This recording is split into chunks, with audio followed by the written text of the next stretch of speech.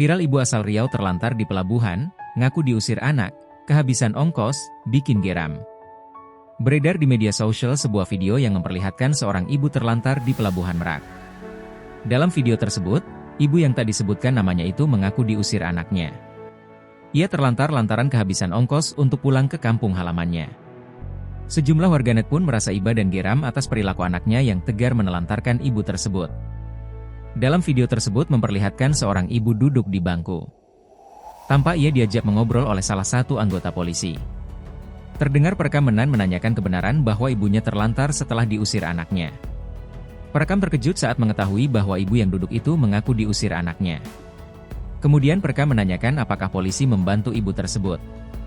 Kemudian anggota polisi yang sedang melayani ibu tersebut membenarkannya. Sang polisi mengungkap pihaknya sudah memiliki surat keterangan untuk memberikan bantuan kepada ibu tersebut untuk memberangkatkannya ke kampung halamannya. Dalam keterangan disebutkan ibu itu terlantar karena habisan ongkos setelah diusir anaknya. Ia terlantar di terminal Pelabuhan Merak. Beruntungnya ibu tersebut bertemu aparat kepolisian hingga akhirnya dibantu untuk naik bis ke tujuannya. Diketahui ibu terlantar itu hendak ingin pulang ke kampung halamannya di Temanggung, Jawa Tengah.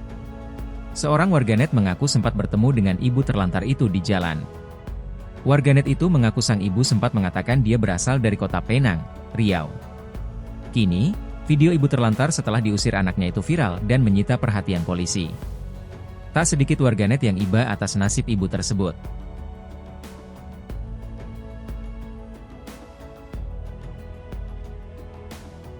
Download Tribun X sekarang, menghadirkan lokal menjadi Indonesia.